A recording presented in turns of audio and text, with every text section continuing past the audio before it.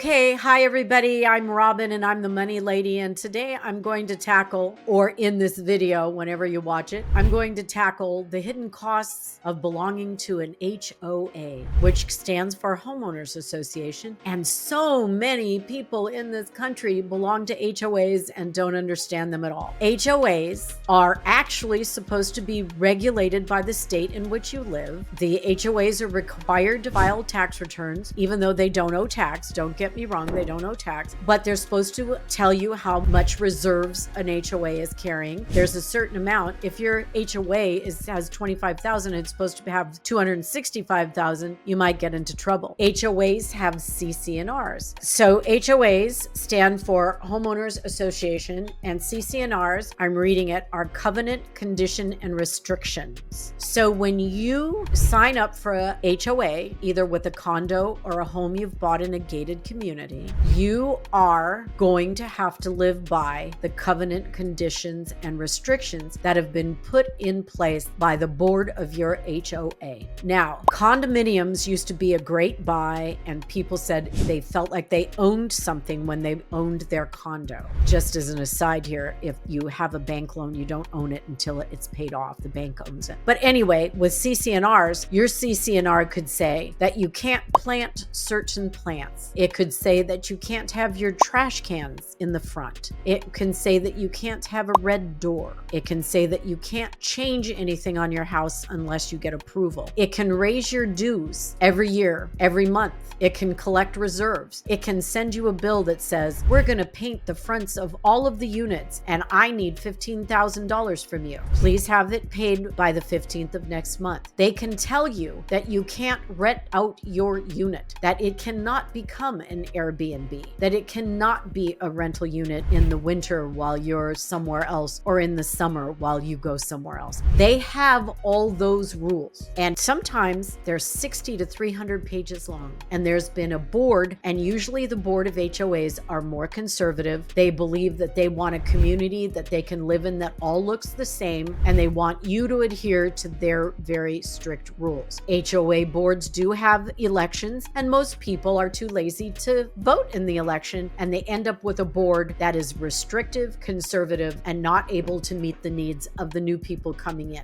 Also in your HOA, you have to have certain insurance for your unit, and you'll have to carry that. They can also tell you what you can and cannot do with pets, with the swimming pool, guests and how late they can stay, noise restrictions. They have all those things in the CC&Rs, which I will repeat are covenants, conditions, and hear me close, restrictions. They have to do certain things by being in an HOA and by having CC&Rs. So you could go in and your HOA dues are only $350 and you go, I can afford that. And the next year they're going to make repairs and do some things to the plumbing and maybe fix the pipes that come into through the gates, or they need a new gate, a new security system, and they could up your dues by $700 and you can't do anything about it. But if you read your CC&Rs, you would know that. And that's where all these problems come in with HOAs. Now, the most interesting part about HOAs is that you buy one and you don't even look at their financials. And people say to me, what do you mean look at their financials? You need to look at their income statement and see if they're running in the green or running, actually, I call it green, but they say black. I think green, it means positive, red means negative, but they're running in the black or the red. That's one thing. You want to see their balance sheet. And of course, nobody in this country knows what a balance sheet is because they don't teach that in college. I'm teaching it in high school now, so the kids that I'm teaching will be smarter when they go to college. But if you're not looking at their balance sheet to see how much cash is in the bank, how much cash is in reserves, and how much debt they have, then when you go into this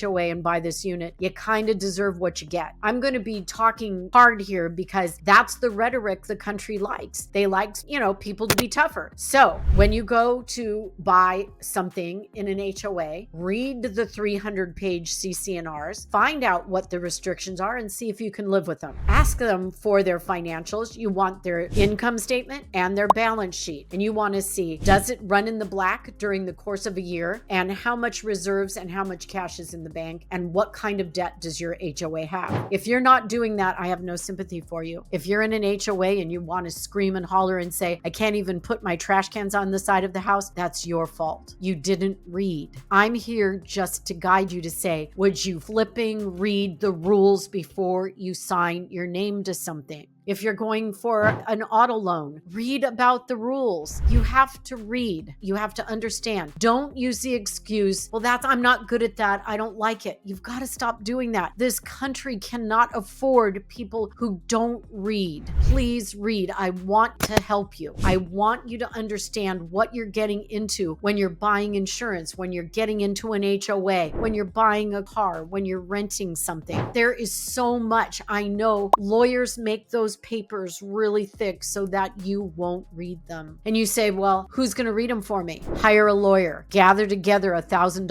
or $2,000 and pay someone to read it on behalf of you. Remember that these documents are behalf on the person that's handing them to you to sign. That is absolutely pro them, not pro you. There's a mistake in this country where we believe that things are really good for us and that people are looking out for us and that when we sign something, it's in our best interest. No, it's not in your best interest to sign anything unless you've read every word and understand every single thing. So please hear me clear. Please, everybody, hear me clear. Do not put your name on any document until you've read every word. Your family knows everything. You and your spouse understand everything. And you are going into an HOA and you understand every rule, regulation, and you are capitalized enough to be able to handle a $15,000 reserve deposit request, that you are capitalized enough to be able to handle an increase in your HOA dues of 200%. And when I say capitalized, that means money in the bank, money somewhere to handle a crisis. Don't buy a house unless you have the money in the bank to repair the roof or replace the roof or put in a new hot water heater or pay an increase in your property tax. Or if you didn't read your loan agreement, didn't read it, that in 3 years, the interest rate goes up 2% and they're adding principal. If you don't know those things and you've signed that paperwork, honestly, in the atmosphere we're in right now, it's going to be your fault. I'm sorry. I want you to be okay. I want you to know these things. Why I don't have 1 million viewers is beyond me. I want 1 million viewers. I want 1 million subscribers, but I'm beginning to think it's because I say things that people don't want to hear. They don't want to know this stuff. They'd rather figure out how Kim Kardashian puts on her eyelashes or why someone has puffed up lips or someone who's got a fashion thing where they show you how they make ice cream. You know, I'm absolutely crazed that I don't have millions of followers and that I wrote a book about how to take care of your money and basically only 1,000 people bought it. And I advertised it like crazy. So I'm going to helplessly hawk my book called The Common Sense Guide to Mastering Your Money, what you were never taught in school and what your parents didn't tell you. And it's on Amazon, Robin Da Vinci. And I was actually put together with people like Dave Ramsey and the guy that wrote Rich Dad, Poor Dad. If you listen to me, you'll know stuff. I'm the money lady and I'm signing off. And I'd really like to get to 1 million subscribers. So if you have insurance problems or HOA problems and I'm helping you, please like and subscribe. We need to get smarter, America. And I'm here to help because I've learned the hard way and I've been in business for 40 years and I've helped so many people. I know the rules. I've run HOAs. I've gotten insurance for people. I've worked in these places for 40 years. I can help. Thanks for listening.